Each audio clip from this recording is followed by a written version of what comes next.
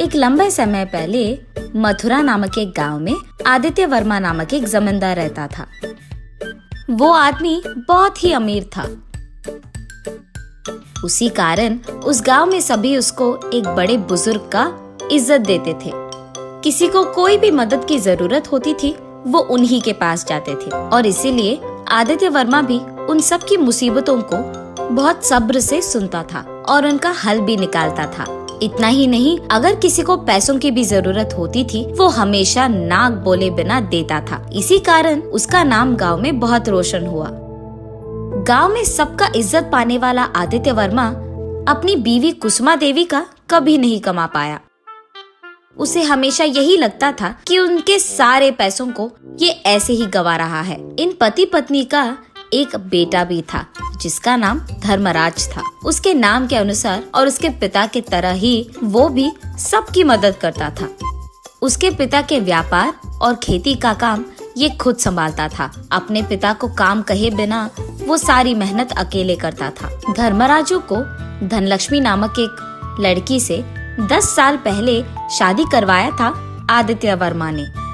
लेकिन कुसुमा देवी को हमेशा आज तक यही गुस्सा था कि उसने अपने बेटे का शादी एक ऐसी लड़की से करवाया जिसके पास एक फूटी कौड़ी भी नहीं थी। वो लड़की गरीब थी। उनके शादी के हुए 10 साल होने के बावजूद उनके कोई बच्चे ना होने के कारण कुसुमा देवी धर्मराज को हमेशा यही कहती थी कि वो एक और शादी कर ले।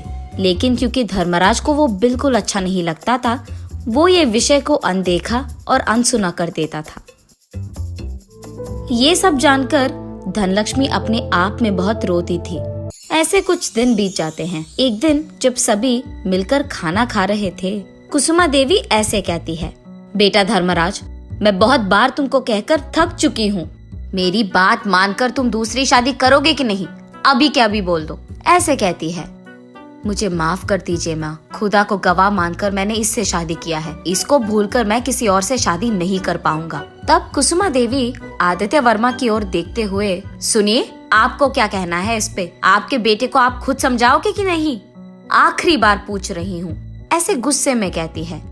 अरे इतनी प्यारी जोड़ी है कुसुमा, इतनी अच्छी जोड़ी को बच्चे ना हुए इसी कारण के दोष से अलग करना है, ये धर्म नहीं है कुसुमा। ये दोनों तो एक दूसरे के साथ बहुत खुश है। बाकी भगवान की लीला, उनका ही लिखा होगा। ऐसे कहते हैं। ये वंश यही नहीं रुकेगी। अरे गांव में सबके सामने मैं अपना मुंह नहीं दिखा पा रही हूँ। जमींदार के घर में क्या कमी है? वो ऐसे बहू को क्यों रख रहे हैं जो उनको बच्चे भी नहीं दे पा रही है? एक और शादी करने में क्या गलती है? ऐसे मुझसे बहुत लोग पूछ रहे हैं, मैं क्या जवाब दूं? ये सुनकर धर्मराजू गुस्से में उठता है और, माँ, अगर हमारे वजह से आपको ये सब सुनना पड़ रहा है तो मैं और मेरी बीवी इस घर से और इस गांव से ही बाहर चले जाएंगे। मुझे माफ कीजिए पापा। ये कहकर वो तुरंत अपनी बीवी धनलक्ष्मी को लेकर उस घर से और उस गांव से चले जाता है। ऐसे घर छोड़कर धर्मराजू और धनलक्ष्मी वही पास में मौजूद रंगापुरम नामक गांव में वहां एक खाने की शाला चलाते हुए उनका जीवन निभाते हैं। धर्मराजू और धनलक्ष्मी उनके खाने की शाला में मौजूद रसोई के लिए लकड़ी लाने हफ्ते में एक बार जंगल जाते थे। ऐसे ही एक दिन जब वो दोनों लकड़ी लाने जंगल जाते हैं, वहाँ लकड़ी काटते हुए धर्मराजू की मेहनत देख धनलक्ष्मी ऐसे कहती है, सुनिए, आपकी माँ के कहे के अनुसार अगर आप एक और शादी कर लेते, कम से कम आपको ऐसे मेहनत तो करना नहीं पड़ता। ऐसे कहती है दुख में। जब मैंने तुमसे शादी किया था, मैंने ये सोचकर तो नहीं किया था कि तुम मुझे बच्चे दोगे तभी मैं तुम्हारे साथ रहूंगा, और ऐसा नहीं हुआ तो दूसरी शादी कर लूंगा। वो मेरा धर्म नहीं है धनलक्ष्मी। मैं कभी धर्म के खिलाफ नहीं जाता, लेकिन हमारे से घर छोड़ के आने के कारण आपकी माँ उधर बहुत बुरा मान रही होगी ना। और वैसे उनके ये चाहने में तो न्याय है ना। जैसे मेरे पिता ने कहा है, ये सब भगवान का लिखा है। जो उनकी मर्जी वही हमारा भाग्य। हमें तो सिर्फ अपना काम करना चाहिए। तुम ये सब मत सोचो, चलो काम करो। ऐसे कहता है। ऐसे वो दोनों बात करते करते देखते हैं कि वहाँ एक गाय घास खाते हुए उनके पास आती है। उसे देख धनलक्ष्मी, सुनिए, इतनी सुनसान जंगल में ये गाय कहाँ से आई है? ऐसे पूछती है। शायद अपने भीड़ से अलग होकर आ गई है। तो फिर हम उसको हमारे साथ ले चले? अगर ये हमारे गांव में किसी का है तो हम उनको लौटा देंगे, ऐसे कहती है। ठीक है, तुम्हारी मर्जी, ये कहकर वो उस गाय के पास जाकर उसे देखते हैं। इसका पूंछ भला टेढ़ी क्यों है, जैसे कोई सुअर का हो, ऐसे कहता है। अब मुझे क्या पता, वैसे भी सारे जानवर एक ही तरह थोड़ी होंगे। चलिए ना, अब बहुत देर हो चुकी है। ये कहकर वो दोनों उस गाय को और लकड़ी को लेकर उनके घर चले जाते हैं। उस गाय को एक जगह में बांधकर उसको घास और पानी देते हैं। ये देख गाय बहुत खुश होता है और इसीलिए वो अपने पूंछ को खोलकर वही मौजूद लकड़ियों को छूती है और बस तुरंत वो सब सोने में बदल जाता है।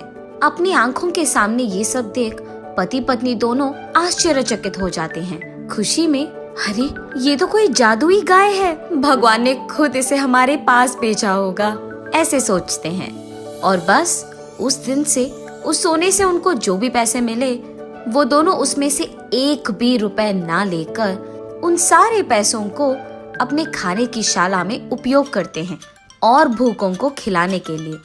और ये सब भी मुफ्त में करते थे।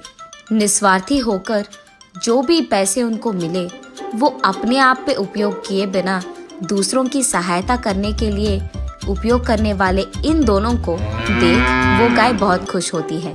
और इसी कारण जब भी उन दोनों के पास पैसे खत्म हो जाते थे, ये जादुई गाय उनके घर में मौजूद कोई भी सामान को छूती थी और बस वो सामान सोने में बदल जाता था।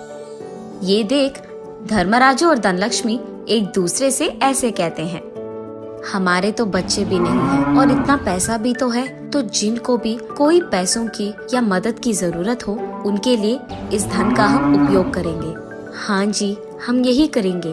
और इतना ही नहीं, इस खाने की शाला में जो भी भूखा आएगा उसको हमेशा हम मुफ्त में खाना खिलाएंगे, वो भी पेट भर। ऐसे धर्मराज और धनलक्ष्मी उसी गांव में नहीं बल्कि आसपास के सारे गांव में अन्नपूर्णा नामक जोड़ी का नाम कमाते हैं।